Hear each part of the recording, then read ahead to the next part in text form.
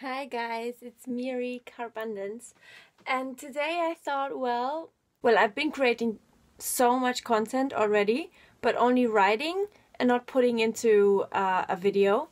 I just need to get over myself and just start. Yesterday I did something very significant. I stopped tracking my calories to meet a minimum of 2,500 plus calories per day. Yes, I eat that amount every single day for 5 months now. All restriction symptoms gone. My hormones, my cycle, my digestion, metabolism, sleep are running on peak. I've tracked my intake after months and years of unconscious chronic undereating. That was around 1,800 calories. Due to parasitic infestation, but I didn't know back then, food phobias, anything I ate gave me severe pain. That chronic calorie deficit had led my brain to become quite orthorexic and anorexic as well, as a biological starvation response. And the thing is, we long know already that this happens all the time with chronic dieting, and that the cause of many mental eating disorders is actually physical, and that is a thing. There is the science behind that, and I'm going to go deeply into that in my future videos. Many mental eating disorders, or also dieting, metabolism issues, are of physical nature, of physical cause, but no one talks about it. Thought patterns from long ago, when I was 14, that is when I had full-blown anorexia. I also was at a clinic. These thought patterns somehow got reactivated again in the past couple years without me noticing, because it was just very slowly, I guess, and because I couldn't digest and handle what I ingested for a long time. I couldn't help but develop food fears and kind of disordered thoughts. But it was never my goal to restrict, but turns out, like in hindsight, I did restrict a lot because I thought I had to, because I felt forced to do that, because I had severe pain. So why did I track calories in the first place, and why did I stop? So you might think tracking is disordered, Miri. Well, yes and no. So intuitive eating will not work for anyone with a dieting mindset or an eating disorder. We type of people, we tend to overthink and be perfectionists and be far too mindful and extreme about anything, especially when it comes to food and eating or not eating, or movement and exercise. The body doesn't necessarily care. It's just about, do I have enough, or do I have to assume that I'm in a starvation, in a famine? So that is why our body responds biologically to that and shuts down metabolism and functions and stuff. The body doesn't necessarily care. It's just about, do I have enough, or do I have to assume that I'm in a starvation, in a famine? So that is why our body responds biologically to that and shuts down metabolism and functions and stuff. So because we're so too mindful about anything, and mindfulness is all the craze nowadays, an objective measurement to relearn and retrain hunger and satiety signals, again, is crucial for recovery and nutritional rehabilitation. So you can't be eating intuitively with the fear of eating over a certain calorie target or calorie goal, or with the fear of eating certain foods, or with the fear of weight gain, because you'll always play it safe. You tend to eat less than rather more. In recovery, it's all about doing the opposite. If in doubt, you need to eat more. So that's what I did for the past 5 months. Temporarily tracking for a minimum is not disordered, but often even necessary. In fact, it can be incredibly healing. It was to me. So yeah, to actually really comprehend how freaking much my body needs to reuptake, reinitiate, maintain, and optimize its functions. In my personal surrounding, I know no one who is eating a minimum. I only know people that are eating a maximum of a maximum calorie target, if that makes sense. And that alone is a reason why I have to create this content, because I see so many women struggling with metabolism and hormone and period and digestive issues. Like it really bothers me that this is not a topic publicly. But yeah, so there will be tons of info coming on that. Make sure you subscribe. The important thing about tracking in recovery is not letting our food intake be determined by the numbers we see. I mean, that goes without saying. We have to eat without restriction. The tracking is just for, if you want, for statistic purposes.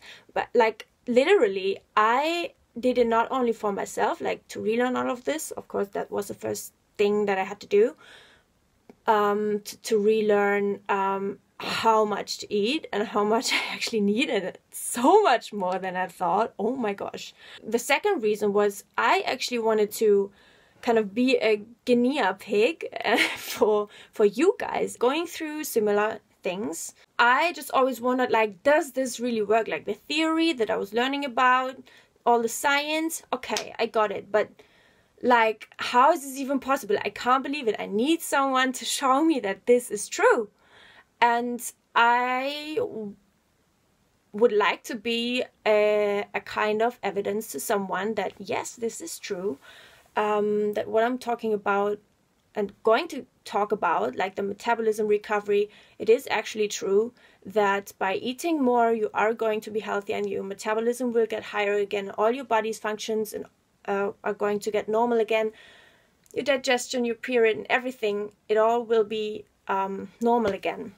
All the restriction symptoms that you didn't think would be somehow related to restricting, but they are. I also did it for you guys, to be able to show you, like, this is how much I ate for 5 months, and of course I'm going to continue that, but just without tracking, because, you know, I need to step up my game and put my recovery first, like first priority, and I can't continue tracking just for other people, you know. It's just, at some point you just, I think it already served its purpose, which is seeing how it actually influences and directly impacts my cycle, my body temperature, like my basal body temperature that I take every day for contraception purposes, and also, like, yeah, how my digestion is, how my stool is, how my constipation is,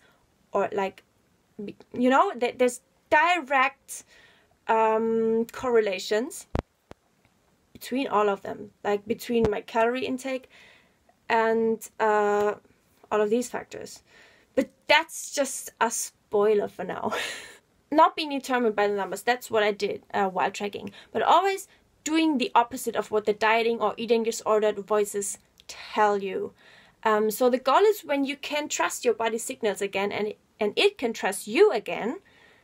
That takes a while after chronic starvation. Yeah, the goal is then to let go of all control.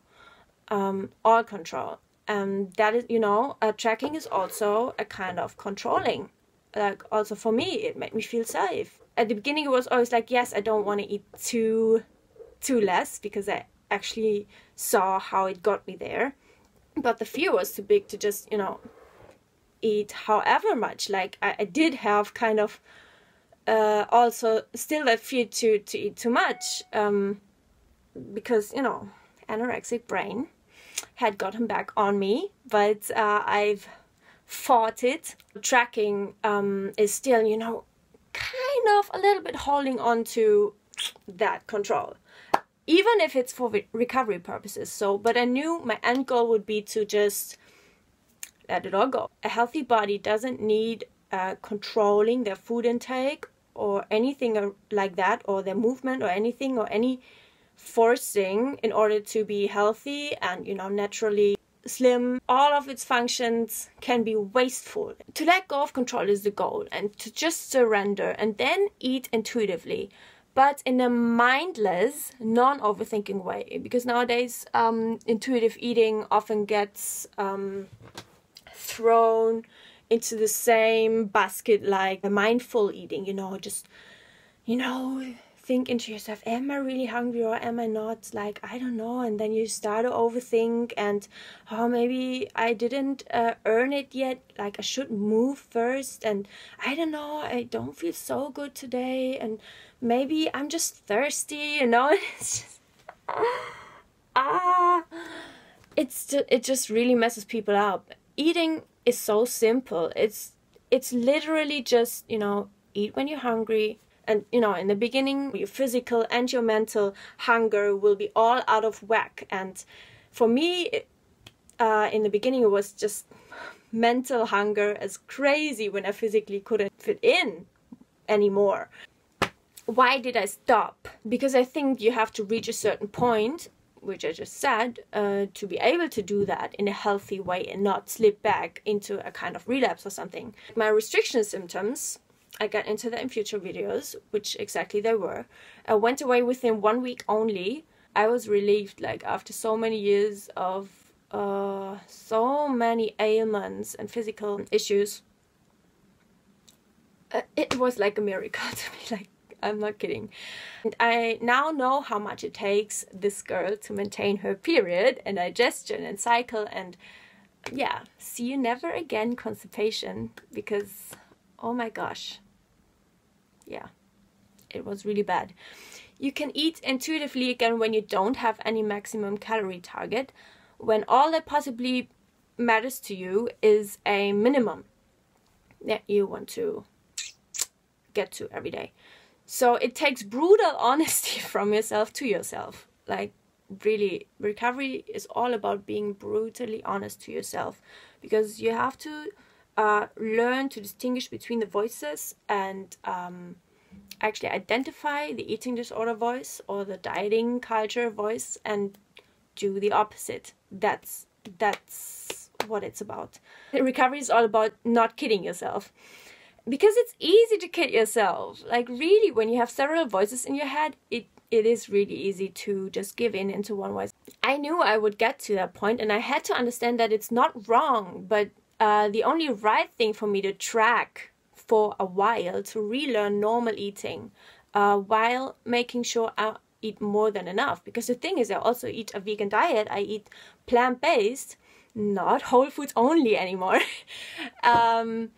But the thing is, you know, it takes some portion size to actually get enough calories. It's not the easiest thing in the world to relearn that when you've come from a path of restriction, you know, for 2 or 3 years you've been kind of forced to never overeat, because that will make every digestion problem worse and everything, and, you know, like, all of these fears. Tracking can only be right for you when you don't keep restricting in any way, aka eating whatever you want, whenever you want, how much ever you want, not distinguishing between physical and mental hunger, because these both are true hunger signals of your body and they have to be honored. And you cannot say, oh, well, physically I'm full, but the only thing I think about is food, and I can't sleep because I think about food.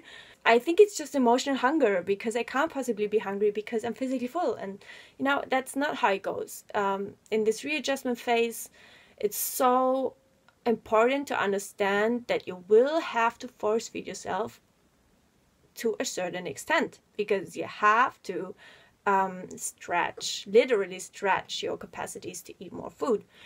I guess I'll leave it with that for today. It's quite a long video already. If you've watched until here, you have my heart, and I see you in my next video. Bye!